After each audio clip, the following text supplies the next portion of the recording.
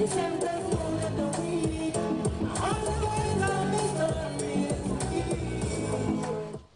GRTS News, I am Debuso. The Sarahule Youth Development Organization, in conjunction with the Sarahule Women Association for Empowerment, recently staged a cultural jamboree to exhibit the Sarahule culture, norms and values. The show, which attracted many young people, featured traditional songs, dance and other performances. Fatou Jassa reports. A cultural showpiece event characterized by traditional dancing and singing formed part of efforts led by the Sarahule Youth Development Organization to revive their culture. The organization is now running into its second year of existence, with its aim centered on bringing together the Sarahules within the urban areas to learn and know the ways of their ancestors. Fearful of the intrusive tendencies of modern influences on their deeply rooted cultural norms, the organization is aiming to inculcate greater awareness among its members.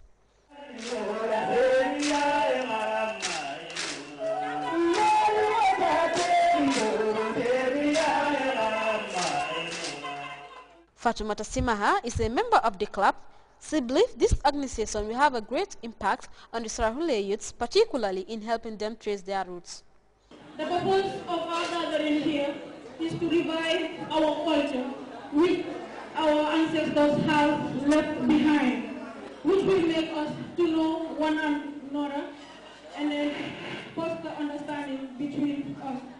Injecting greater sense of responsibility and promoting and entrenching deep cultural values are important elements of the organization's aims, but a lot more will be needed to get the youths to understand these ideals. Fakaru Silla urges young Sarahules to be proud of who they are and uphold the proud cultures of the Sarahule people. The Sarahule Youth Development Organization, Silla went on, could only help foster peace amongst tribes in the country. So disowning your culture would mean that you don't actually fit, or you are not a good representative of that culture. So some of us who have come together to mobilize and to make sure that this organization is vibrant are proud of our culture. But that does not go to say that we don't respect other ethnic groups. That's why I say, stay who you are, stay Wolof, be Mandinka, be Sere, be Jola, and be proud. For a group of people known for their diverse travels, this cultural revival event is another clear indication of the organization's drive to safeguard the deeply rooted cultural norms inherent in Sarahule societies. Alaji Silla is the program coordinator of the organization. He attributes the success of the Sarahule cultural revival to the overall promotion of culture by President Jammeh. Cultural revival or cultural revitalization is indispensable for the establishment of peace and stability in Africa, which is also the stepping stone for the development and sovereignty of Africa. So we have to thank the President, His Excellency, Dr. Alhaji Yahya Eje Jammeh, for championing this noble cause.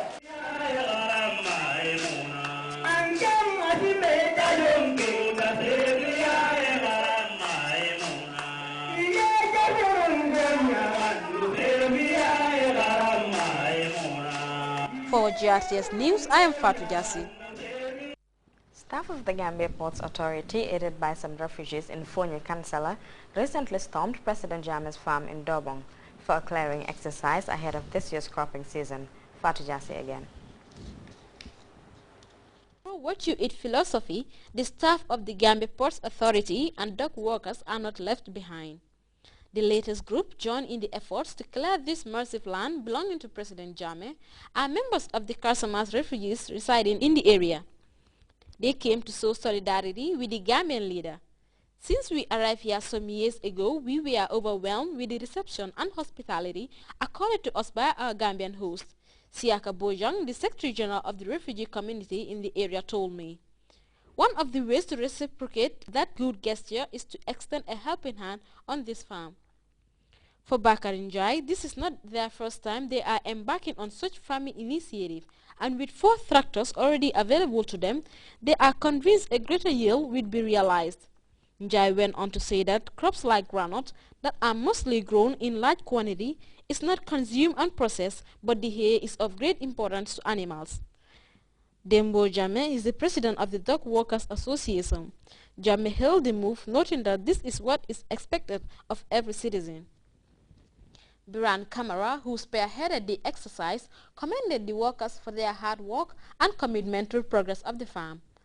Officials are confident of a bumper harvest and are targeting the top prize for the best-run institution farm in the country. A lot would depend on what they do on the farm in the coming weeks. For GRTS News, I am Fatou Jassi. We'll be back with more stories after this break. Officially ya kele koteke nyine bonu soto mu yalan ko wala siata beti ndum nyine dadiyata wala muto nyaaki wulen official la e voucher credit recharge kotama saying credito sanka bo dala si lulu fo dala si tannani pour yesidu la mo wonni lulu bonu soto andu nga manke ko ibe dala si lulu da male dundino la ha de yemoyle dala si lulu credito dundi andu ngi be sidu la mo wonni lulu bonu soto bonuso mu yalan ko wala siata beti gambia banko kan adadiyata ndum mobe sasanno wolen official extreme recharge na lafa ku koy soto la nyinto al 111 kumandi.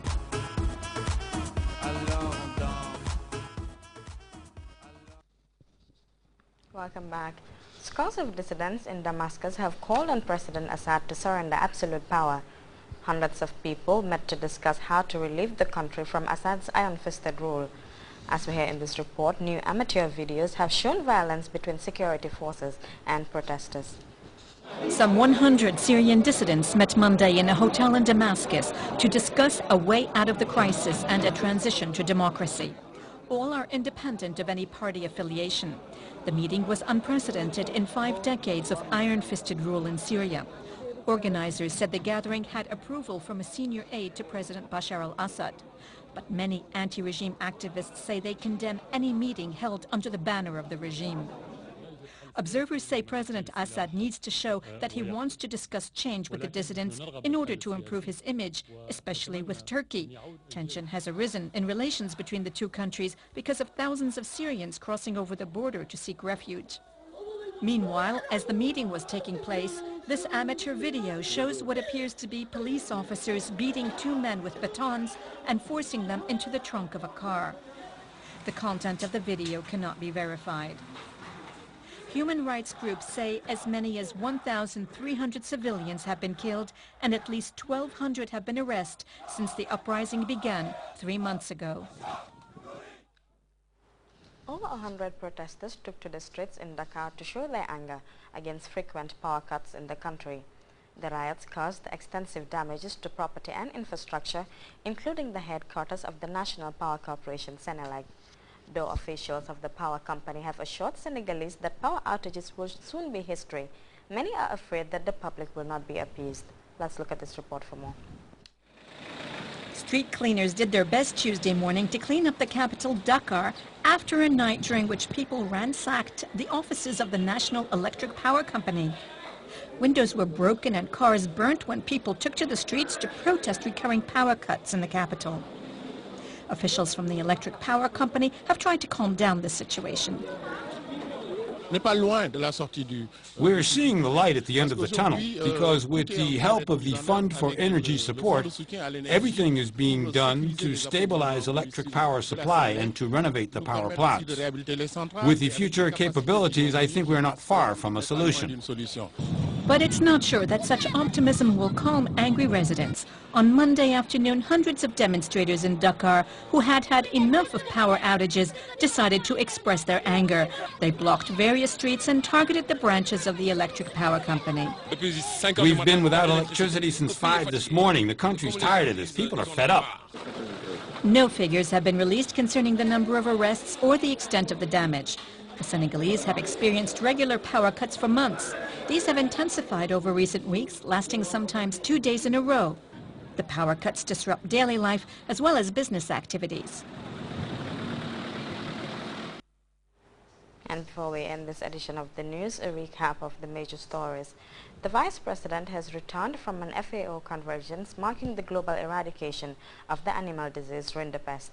Teachers in the Upper River region have received various honors for their outstanding contributions towards the eradication of education of Gambian children. Angry protesters are unleashing mayhem on the streets of the Senegalese capital, Dakar, the second time in a